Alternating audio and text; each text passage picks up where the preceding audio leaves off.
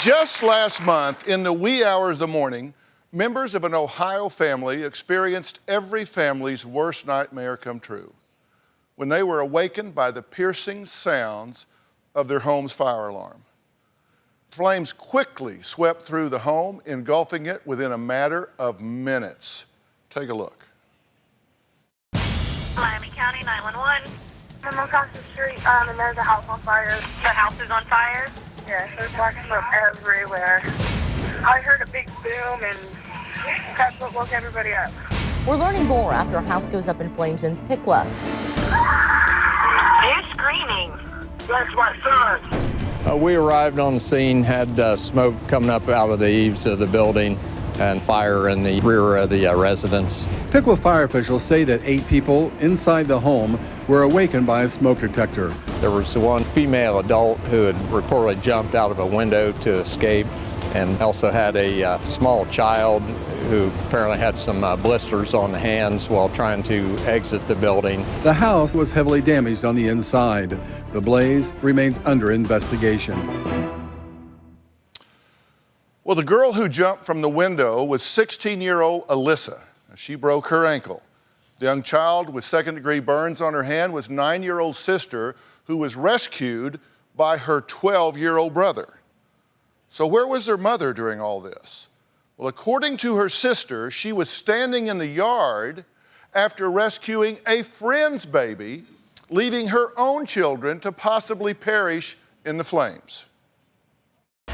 There was a fire at Jennifer's house. Jennifer and her husband Terry were downstairs. Her kids were upstairs. Jennifer's daughter, Alyssa, woke up to the smoke detector going off. She started screaming fire. Jennifer and Terry ran outside with baby Bella. Everybody else upstairs was not able to come down the stairs. Jennifer said that she ran back in, tried to go up the stairs, but the smoke was too heavy, while her kids were upstairs with the flames coming up the stairs, surrounding them. Alyssa's boyfriend had to push Alyssa out the window, and then he jumped out the window after Alyssa. So they had to jump from this window, and as you can see, they had to jump down to the ground. This is the window that Alyssa jumped out of. Broke her ankle in 3 places. Somehow, during all of this, Jennifer's youngest daughter ran through the flames, and she was standing at the bottom of the stairs. Everybody else was outside. Jennifer's son realized she hadn't got out of the house. Her son Was the one who ran back in and found her standing at the bottom of the stairs and grabbed her hand and said, "Come on, sissy, let's go. We gotta get out of here." While all the adults were outside, Alyssa's on the ground with a broken leg. Alyssa thought that she had died in the fire. I get so angry because Jennifer should have been the one to go in and save those babies. She should have been the one to run up those stairs. I would have died trying to get upstairs to those kids. You're very critical of your sister here. Right. And we're going to meet her in a minute. We're going to hear her side of this. But you're very critical of her, not just over this. You say this was the straw that broke the camel's back. DrPhil, this was the straw that broke the camel's back. This fire was it for me. But you had concerns before this. Oh, absolutely. I've had concerns before this, definitely. You say you think she puts men in front of her children, that she's selfish, she's not taking care of them, she's focused on some other girl that has a baby, and that she's just not plugged into her children. Why do you say that? She's not been plugged in. She's not been plugged in for a very long time to her kids. You know, like I said, you know, it was the fire. Her kids were upstairs. She runs and, you know, she had the baby in her room. She takes the baby out first. And then she said that, you know, she tried to run back in and go up the stairs, but she said the smoke was too much. DrPhil, hold your breath and run upstairs. Those are your babies upstairs, not somebody else's. Those are your kids. So your question is, how did a 12-year-old boy go back in and rescue his little sister if mother couldn't? Right.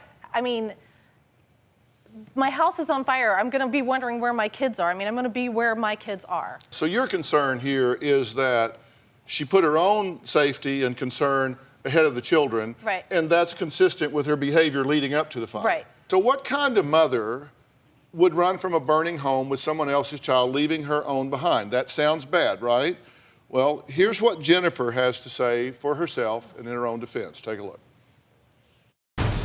My husband and I were in our downstairs bedroom sleeping. The fire was in the back part of the house, so when I opened the door, I got engulfed with all this smoke in my face. So I ran back in and I woke my husband up, grabbed my granddaughter, and we ran out the door.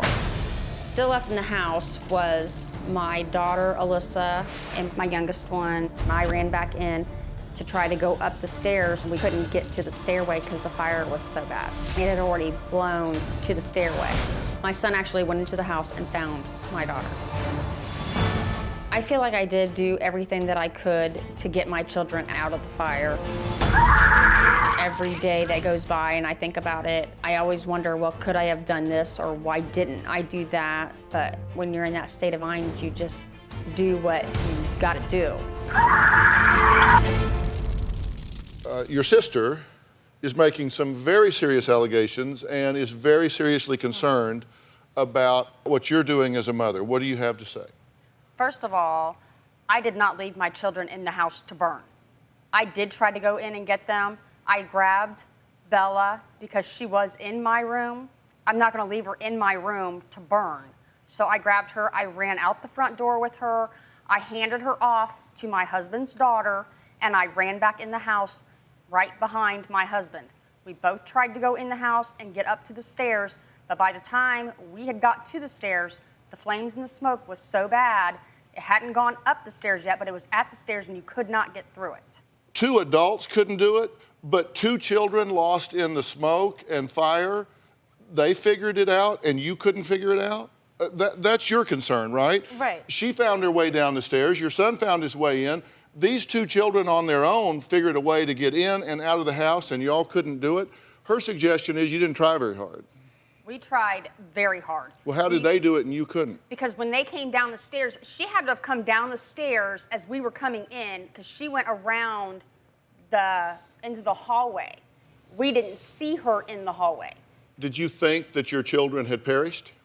I thought that they were still upstairs and not awake. And I was screaming, trying to get my children to wake up, trying to find a way. Were you yelling and screaming and Yes. all of that? Yes, yelling And they didn't screaming. hear you? They were right there in the hall with you and didn't hear you? They did not hear me. Well, Wow. if they did, they didn't make a sound. You wind up at the hospital, and Alyssa it's broken in 3 places. It's apparent that she's going to require surgery. It is reported that you said, I can't handle this, and left. No, That was when they had admitted Alyssa into the room and they were going to clean her foot. You looked at me and you said, I can't handle this. And you walked out the room. You said, they're gonna hurt her and I can't handle this, and you walked out. I couldn't handle the thought of my child being in such pain and being hurt so bad. So you left her alone? No, I did not leave her alone. You left her without her mother there? I did not leave the hospital. I might have left the room, but I didn't leave. And I Okay. told her. I'll play word games with you. You left her alone in the room to endure whatever she was going to do without the help and support of her mother in that 4-wall space. I don't remember walking out.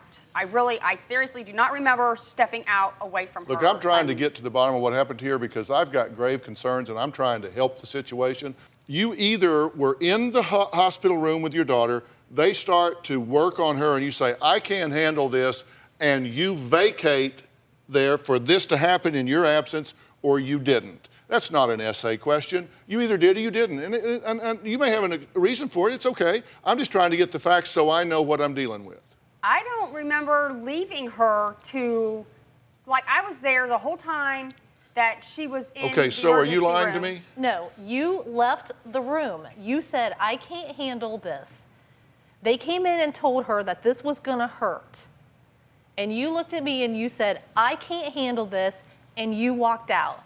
What room was she in? Was she in the emergency room or No, upstairs? she was in her room right before going to surgery. She was already Okay. admitted. She was in her Yes, room. I do remember walking out of the room because I could not handle seeing her being in so much pain. Okay, well, I asked you that 10 minutes ago. Seriously, and I don't want to spend 10 minutes arguing about what happened or not when I could spend 10 minutes trying to help this family regain some balance. Seriously. I mean, this happened 4 weeks ago. Mothers don't forget what happened. If a child is injured and a mother is there, she can hear the hair growing on their leg. She remembers everything about what is going on. You can't tell me you don't remember that, which makes me think you're trying to hide something because you're not proud of it. I don't know. I'm not trying to hide anything. I have nothing to hide. Why did it take you 10 minutes to answer the question that I asked you to begin with? Did you leave the room when they were working on your daughter because you said, quote, I can't handle this? No, no, no. What room, which leg, which daughter, which hospital? What are you talking about? Where was I going? What time? What are you talking about? Oh, yeah, that's right. Because that was a lot to try to process and try to remember. This is the first time I've even seen the tapes of it even on TV. I haven't seen any of it, and I try to block a lot of it out because this is not our first house fire. I understand that. From what I understand, neither one of them were your fault, your recklessness, your malfeasance. Neither one of them had anything to do with you or your family. Right. So I'm not trying to suggest you go around blowing up your houses. What I am suggesting is that they're imploding inside, and that's what I'm concerned about here, and I'll tell you why. The house fire took a huge toll on the family. We've had to split up living arrangements. I thought the best thing for me to do was to take Tori and Bella with me. Alyssa and my son are at my mom's house. I don't have any regrets. I just wish that we didn't even have to do this. Her sister Suzanne says that last month, Jennifer left her own kids in a burning home while saving someone else's baby. Now, 4 weeks later, that same baby is living with Jennifer while her oldest children are living with Grandma. Now, 16-year-old Alyssa is still wearing a cast on her foot because she broke her ankle jumping from a second-story window during the fire. Now, here's what she said happened that night. Me and my little sister were the only ones that got hurt in the fire. My ankle was twisted onto the side of my foot, and I couldn't move it at all. I was asking everybody where my sister was. She was the first thing that was on my mind. I was terrified that she was in the fire and she wouldn't make it. I felt like Mom should have just run upstairs to get all of us kids out of the bedroom for us to get out safely too. Okay, well, thanks for making it out here. I understand your foot is still Broken? got a cast on it Yeah. from jumping out of the second-story window. Yeah. I understand that you're upset about some things that happened that night. Tell me what burns most in your mind and heart about that night that upsets you. When the house caught on fire, I feel like I shouldn't have went out the window or got pushed out at the same time. I feel like my mom should have just came upstairs and got us first before anybody else. Who all was in your room? It was just me in my room. Mm-hmm. And there was another room up there? It was another room right across from me. And who was in that room? My boyfriend, my adopted dad, and my little sister. That's Okay. it. Who went out the window first? My dad. He just jumped out? He jumped out, and he was gonna break my fall. He was going to catch y'all. Yeah. But he went out ahead of you. Yeah, he went out first. Okay. And then, but he didn't break your fall. No, I got pushed out at the same time. Okay. Now this was your father. Yeah. But you were downstairs with your husband. Yes. But your My father was children's- upstairs. So your ex-husband, Yes. her father, was upstairs, Yes. sleeping upstairs. Yes. And you're downstairs with your current husband. Yes. And your ex-husband was upstairs. Yes. Okay. There were 11 people staying at this house. There were 10 in the house that night. I did the math. There were 10 people in the house that night. Okay. So he jumps out the window. You jump out the window. And you said your boyfriend was there. What's he doing? What time was this? 6 a.m. in the morning. What's your boyfriend doing there at 6 a.m. in the morning? He lives with us. Okay, so you got a live-in boyfriend for your 16-year-old daughter. Bad idea. Yes, You've I know. got an ex-husband living there concurrent with your current husband. Famously bad idea. and you've got these kids stacked like cordwood throughout the house. Fire hits. You take the only child you're not related to and run out the door, which I'm not saying that you shouldn't take that baby. I'm glad that you grabbed the baby, but your concern is she grabbed the only child she wasn't related to.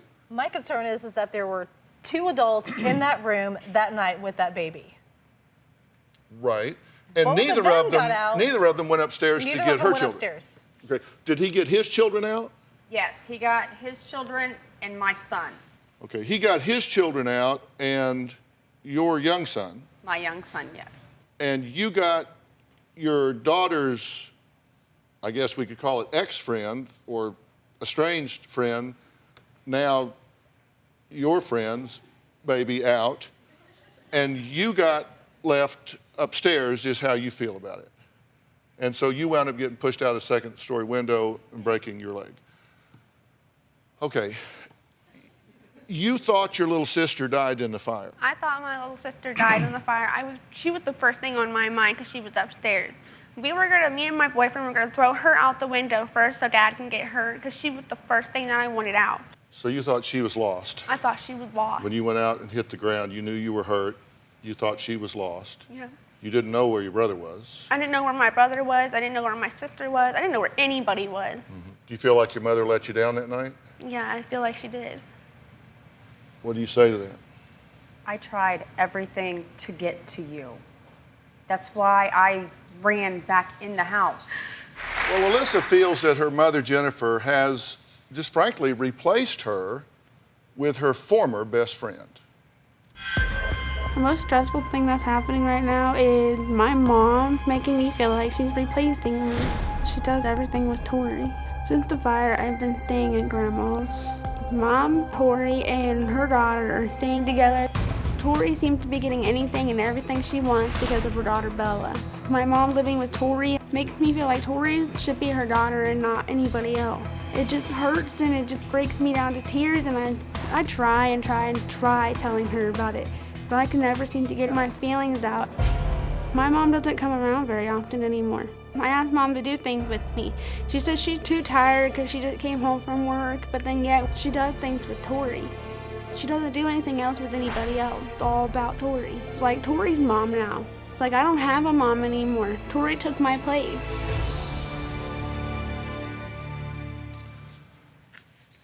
Okay, you feel that you've just been pushed out.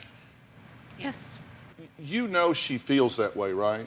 Because you've said, I get that she feels that way. Mm-hmm. But you think she's just wrong. She's very hateful to me. Very hateful. Very disrespectful. She does not talk to me like I don't even talk to my mother the way she talks to me. So are you punishing her because you found a nicer girl? No.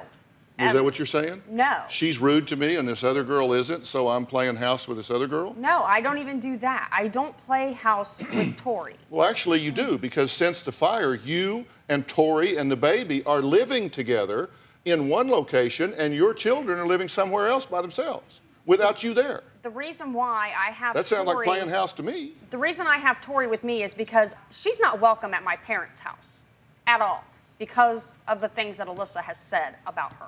Okay, but Tori's not your daughter. This little girl right here is. Yes, I know that. We see what happens to this little girl when Tori walks into a room. I don't understand why, look at her. I mean, she cries all the time. Why is Tori so important to you that you won't give her up to take on Alyssa? I'm not going to give Alyssa up, but you're not going to give up Tori either. I'm not going to put somebody out on the street that needs a place to go. She has a place to go, her father's house. No, she's not allowed to go there. She is allowed to go there. You're not her mom. You're Does she call you mom? Sometimes, not all the time. Most of the time she calls me Jenny. Do you refer to yourself as this baby's Nana or whatever? Yeah, she calls me Nana, not Grandma, because I'm not her grandma. But she calls you Nana. Yes. What does Nana stand for? A form of a grandma, but not an actual grandma. Is it creating a problem? Yes. What are you doing to solve it? I'm trying to work on my relationship with my daughter, getting my children back in a home with me. I'm trying to work But it's on. been 4 weeks, and you're living with Tori and Bella. Yes. Now, I would have my children with me, but where I'm staying, I can't get them all to school every day. But my point is, if there isn't room for everybody, why would you choose 2 that aren't yours? I tried to choose mine.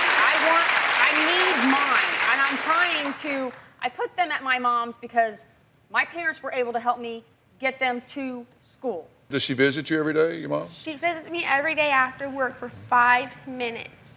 I come to see you every day and I try to stay with you, but when I have to sit there and listen to everybody grilling me and telling me that I should be doing this or I should be doing that, no. You know, you guys are my children and I should be the one raising you and taking care of you and correcting you and helping you, but when you're around everybody else and telling them whatever it is that you want to tell them, they don't want to hear anything that I have to say because they've already heard everything from you. I was telling them the truth. I tell everybody the truth, and you don't think that I have to listen to it every day? Mom, I go to bed crying because I want to play this day again. I don't have a home anymore, Mom. I know, honey, and neither do I. And I go to bed crying every night because the last thing I want is to have my children not with me. Be honest here. Maybe you're getting grilled because you're grillable. Maybe you're getting grilled because of your conduct, and you have to own that. And you told our producers you cringe every time you pull in the driveway to see Alyssa. You cringe every time. You have said, yes, I'm there 5 minutes because you've already told everybody about me. They don't want to hear about me. You've told me 3 or 4 different ways here that because she is rude and disrespectful, that you find it difficult to be around her. Right. So you found you a girl that treats you better, and so you're off with her. Is that the bottom line? No, I'm not usually with Tori.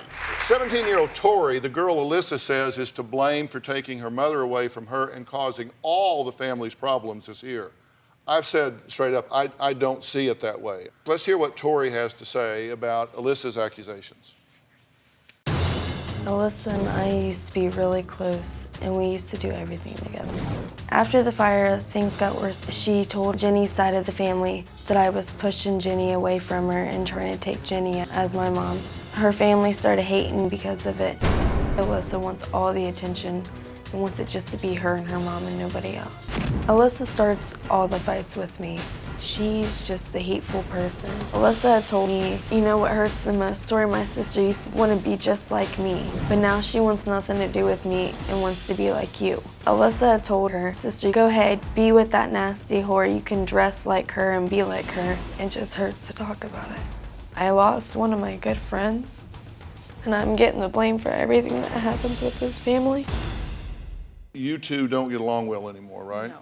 You used to be good friends. We used to be best friends. We used to do everything together. Well, we asked Jennifer to talk to us about Alyssa and Tori. Here's what she had to say. I would describe Tori as a rebellious teenager, respectful, a good mom, easy to talk to, and not perfect. I would describe Alyssa as mean, angry, hurtful, deceitful, vindictive. She would do just about anything at this point to get what she wants. Really? You really think I want to do anything to get what I want? Yes, All right. I do. Okay. What is it you want? What is it I want? I want my mom back in my life. That's what I want. Tori, how many times has Alyssa asked you not to come over when she's coming with her mom? That was that one time. No, it's been more than that. We were sitting at a restaurant the other day, just before we were getting ready to come here, and Alyssa said, do not come in. She wanted just a couple minutes. She wanted just a couple of minutes with her mom. A couple of minutes with her mom. Her mom was in there maybe 2 minutes. My bad, I didn't know I 2 needed minutes. permission to go to the damn bathroom. Well, you know what? You came in. Why didn't you just go to the bathroom? Why Because did you I had Bella. I was going to give her Bella. So be a good mom and take Bella to the bathroom with you and let Alyssa have that few minutes with her mom that she asked for. Okay, a good mom.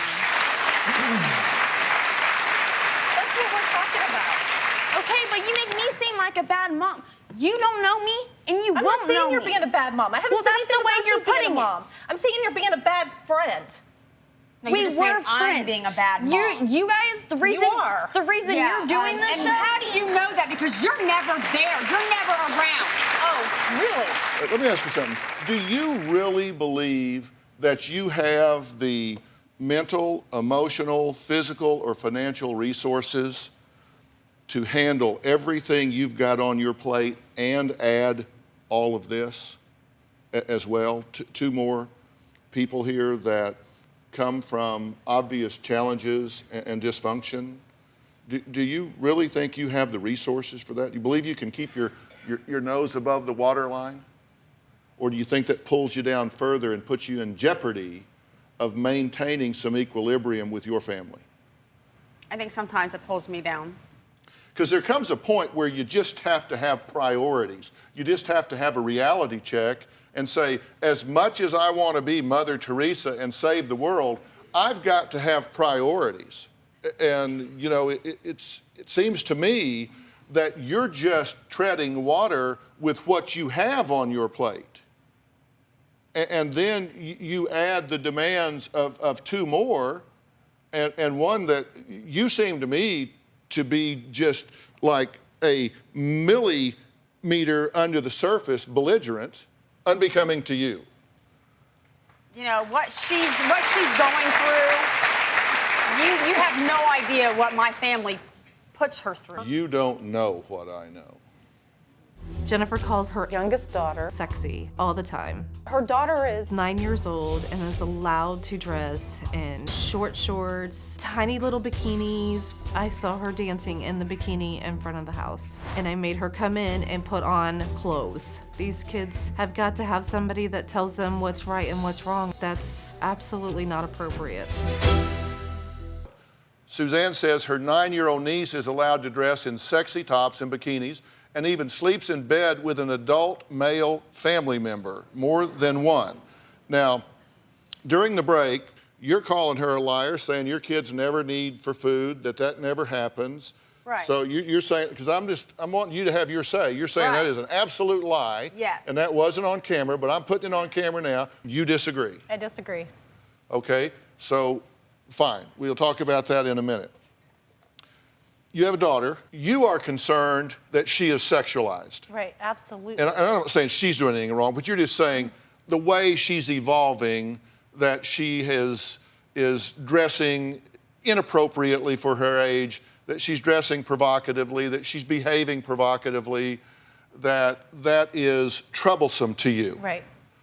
Okay, are you concerned about that? I mean, because many a mother, not just you, has daughters start to do that, and they gotta say, what do we do? Dr. Phil, tell me how to flip this off. My daughter has dressed in short shorts and tries to run around in her bikinis or little two pieces or whatever, but she doesn't get away with it with me, like my sister says that she does. Like, I went through and I took out all of her little booty shorts that she was given, and I got rid of them. So you are concerned that she's dressing provocatively and behaving inappropriately for her age. Right. Are you glad to hear that she acknowledges that? Yeah, I am. I mean, I hope she does something about it. Here's my problem. I'm going to draw this up. I want to show you. I think it's going to help you to see what I see from a forensic psychology standpoint about what's going on in this situation. And I think this will help you. One of my concerns here is who all is in this house. Because first off, down here, we've got you and we've got your current husband, right? Yes. We've got the two of you here. So far, no problem. But over here, we've also got Tori and we've got this infant child, Bella. So they're here. Okay, then we've got your husband's two kids that come and go on visitation, right? But then we've got Alyssa, we've got your daughter, and we've got your son. Now, your son is 12, your daughter is 9, okay? Then we've got daughter's boyfriend over here. He's living with you, okay? Then over here, we've got ex-husband. He's living with you. You add all of this up, and you're going to come up with 11 people at any given time here. That's a problem. We've got a male in the house. We have a boyfriend in the house, and he is dating this daughter, and he has access to this daughter, and she has access to him. And you go, now, wait a minute, are you saying he would do something? I'll tell you what I'm saying is that when a female child is living in a house with a non-biological male, the likelihood of abuse is 33 times normal. 33 times normal. Not double, not twice, not 10, not 20, not 30, 33 times normal. So we got 11 people in a house. We've got a teen mom with a baby, not good judgment. He is not with his family, and she's living with her 16-year-old boyfriend. Other than that, I don't see a problem here.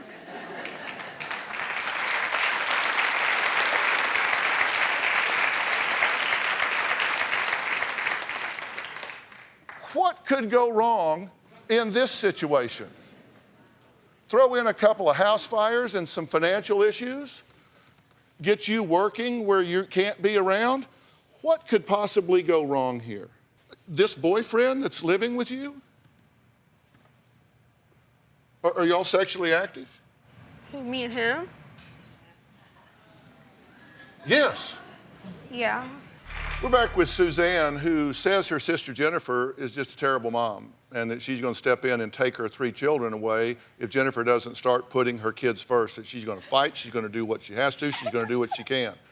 And I've said, I don't want that to happen. I don't want this family to be broken up. What I want is for people to start thinking like adults. You are so spread thin. You must feel like you just want to just scream and run away half the time. Yeah, I do. But come on, look, you got 11 people in a house. Right now, the thing burns down, and I'm very sorry for that. It certainly wasn't your fault. But now your family is fragmented and scattered around. You're making bad decisions, Jennifer. You're falling behind with this family. It's falling apart.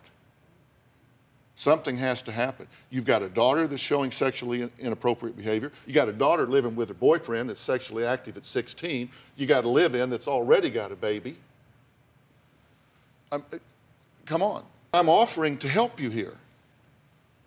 I'm offering to help you. I'm offering to bring the troops to come in here and help organize this family, to get you professional help and support. Do you want that help? Yes. Well, your enthusiasm is underwhelming. If I was drowning and somebody was throwing me a handful of life preservers, I'd have a bigger smile on my face than you do. Look, we've been talking to a family today, in my opinion, a family that is in real distress here. This relationship needs to heal itself between you and your daughter and you and your sister. You've got to have priorities, and you've got to use the resources you have in the way they need to be used. And some changes are going to have to be made. It is a higher form of insanity to have a 16-year-old daughter with a live-in boyfriend. It is a risk factor that you cannot have. Doesn't make sense. You need to thin the herd at your house. You need to get a house, and then you need to thin the herd. There needs to be just a hush fall over the Jennifer home. I know that you rely on hearing aids because of what the infection that you had early on, and they were lost in the fire, and they're not covered by insurance. So we have arranged for you today, right now, to go see Dr. Lederman of the Southern California Hearing and Balance. So we will get that done and get her taken care of. Do you have a story or a question for me? Click the link in the description and tell me what in the world is going on.